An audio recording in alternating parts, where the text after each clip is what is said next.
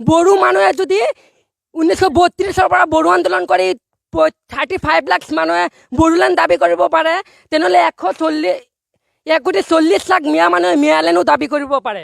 মিয়াই মিলি সকলো দিল্লী অসম সকলো কপাই তুলিম। হিমন্ত বিশ্ব শৰ্মাক চিটৰ পৰা চুচুৰিয়াই নমা। চৰকাৰে আমাকো শান্তিপূৰ্ণভাৱে পুনৰ সংস্থাপন দিব নালাগিব, নহ'লে আমি মিয়া সাহিত্য শাসনৰ দাবী উঠাম আৰু মিয়ালেণ্ড বুলিও দাবী কৰিম আমি।